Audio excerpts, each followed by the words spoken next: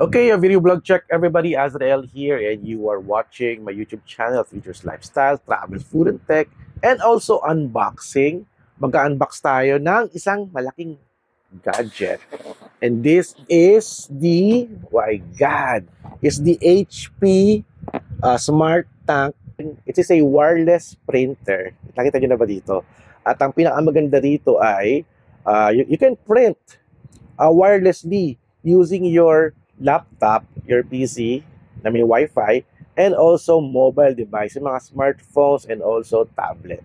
So ito siya, ito yung pinakamagandang technology niya. It's very smart. So this is a smart printer.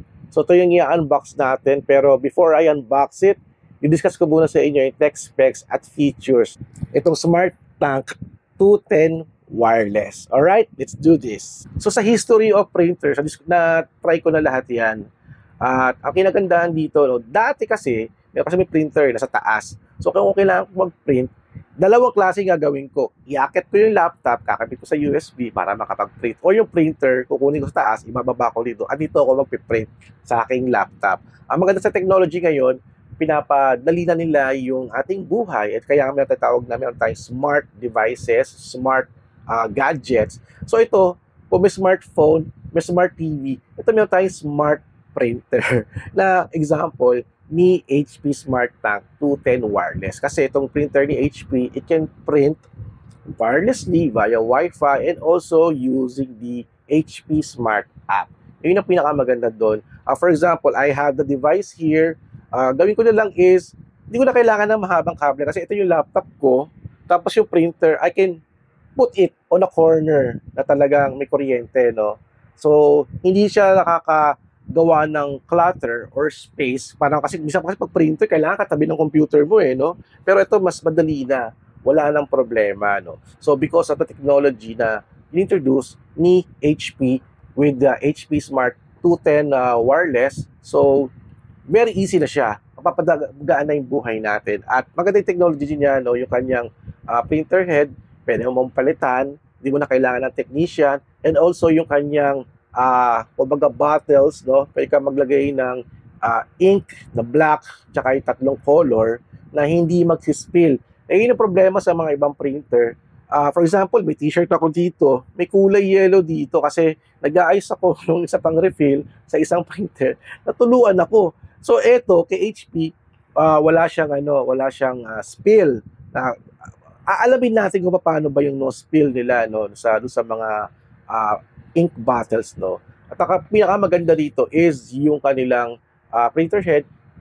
You just buy a replacement for 1,000 plus o 1,000 plus pesos at complete set na raw daw yun. So yun ang alamin natin, no. So i-unbox natin to ngayon. Okay, ito na yung HP Smart Tank 210 wireless sa inyo. So ito na yung aking app na install ko na. So mamaya we will pair it via Wi-Fi, no.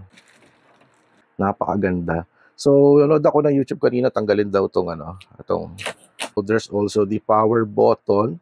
May Wi-Fi na something, yung logo ng Wi-Fi, may letter I, may dalawang parang indicator dito, di ko lang kung ano yan. At yung kanyang screen for notification or parang anong function na i-operate nyo, no? Power cord, USB for the printer, no. Kasama pa din siya kasi may some of the computers baka wala pang Wi-Fi. Ang laki din pala niya, no. Ito for the paper.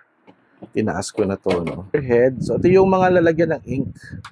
So yung style niya is para siyang alam mo yun, yung parang sa ketchup.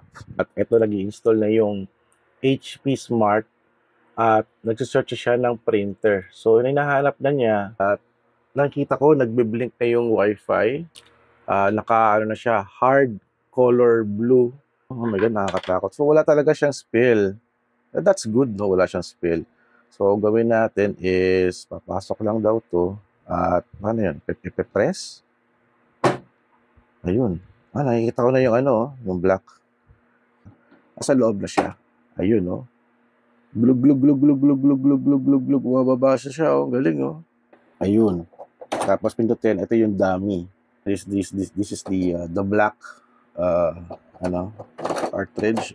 Ay, nahulog pa yung isa. Teka muna. Ayun, pasok na. At nakalock na siya. Okay, nag-print lang ako ng information, no? So, ito yung sura ng printing niya.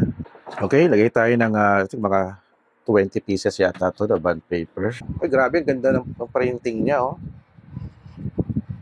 Wow. Very, very professional, very formal, at wala siyang smudge. Compared to other printer na parang DIY style yung connection ng mga inks. Ito medyo maganda yung ano niya, no? Maganda yung style niya. No spill yung ink niya, tsaka yung printer head, madaling ikabit. So, this is a sample print out. So, talagang may logo, may images, may color siya. Parang nakuha niya yung mismong sa PDF. Ayan, tinupi ko na lang to kasi dito yung vital information namin, yung mga passport holder. This is dated April 2023 pa. Alright, so thank you guys for watching. Ito rin yung ating unboxing with the HP Smart Tank 2010. Super ganda nito. Laki niya, grabe, no? So this will be my new partner in my content creation, especially for mga kailangan ko ng mga printout. Maghanap na ako ng magandang pwesto dito sa aking kwarto kung saan ko siya ilalagay. Alright? So thank you guys for watching. So don't forget to subscribe, like, and comment. And I'll see you guys at the next video vlog adventure. Alright, HP, panalo, astig.